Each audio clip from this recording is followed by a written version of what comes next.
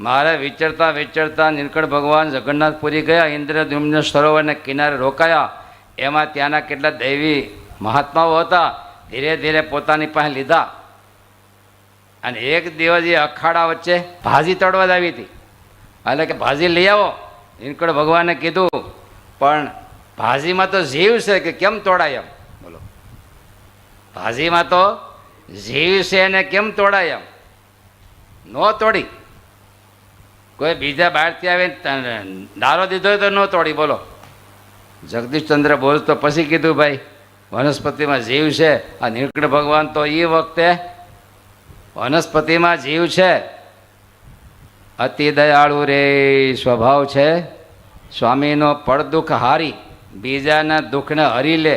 આપણે બીજાના સુખને હરી લઈએ છીએ ને, એમ મહારાજ તો બીજાના દુઃખને હરી લે. વારી બહુ નામીનો કોઈને દુખ્યો દેખી ન ખમાય દયા. અરે માંડવી બંદર પધારેલા કચ્છમાં, અને એક ભગતને ત્યાં રસોઈ છે. મારા ત્યાં જવા નીકળ્યા સંતો ભેગા હતા.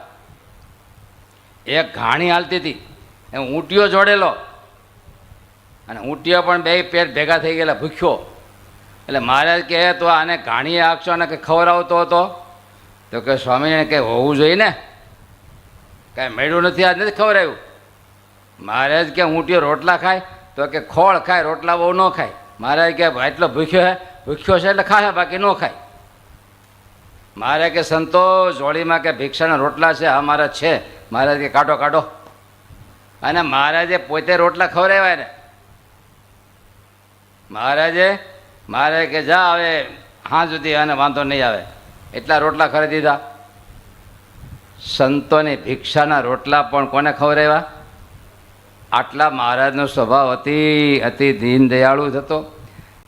નીલકંઠ ભગવાન વન વિચરણ વખતે બંસીપુર શહેરમાં પધાર્યા, અને ત્યાં બહાર મોટો બગીચામાં થોડી વાર ધ્યાનસ્થ બેઠા હશે.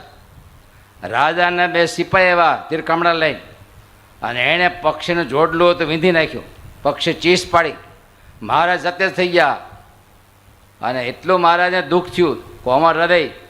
અને મહારાજથી બોલાઈ ગયું, સંકલ્પ મેળ્યું શહેર. ત્યાં તો આમ ભડકા જેવું દેખાણ, પાછો તરફ વાળી લીધું મહારાજે.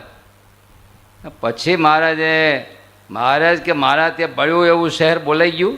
પછી મહારાજ કે અમે અમારી વાણીને હરાપ દીધો, કે કોઈને નુકસાન જાય એવી વાણી નિષ્ફળ જાઓ.